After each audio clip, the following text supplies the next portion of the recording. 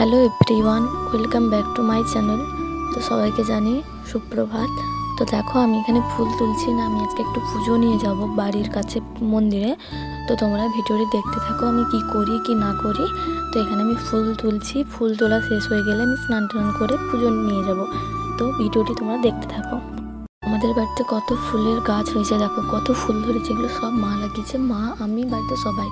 7:30 বাজে কুয়াশা, দেখো কালকে প্রচুর কুয়াশা ছিল, মানে 11টা 12টা বেজে গেছিলো, রোদ্দুর তো বেরায়নি, কুয়াশাও ছাড়েনি।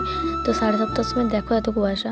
তো আমি এখানে ফুল তুলে নিচ্ছি। তো তোমরা, হ্যাঁ এখানে আমি আরেকটা কথা বলতেও ভুলে গেছি, আমাদের বাড়িতে কালকে আছে ছাদ ঢালাই। তো সেই ভিডিওটাও তোমাদের সাথে শেয়ার করব। তো তোমরা ভিডিওটি দেখতে থাকো।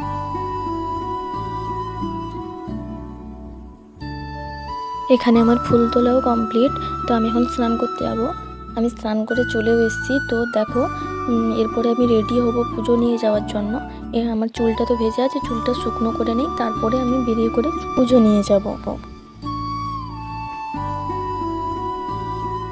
আমি এখানে বেরিয়ে পড়েছি পুজো নিয়ে যাব বলে মন্দিরের উদ্দেশ্যে।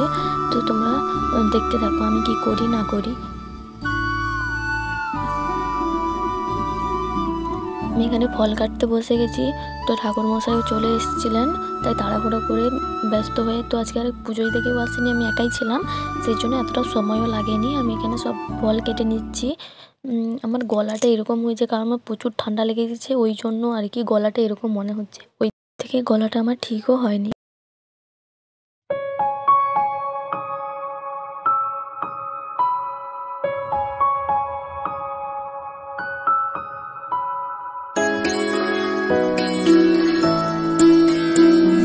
পুজো টুজো শেষ করে আমি দোকান চলে এসেছিলাম বিকেলে।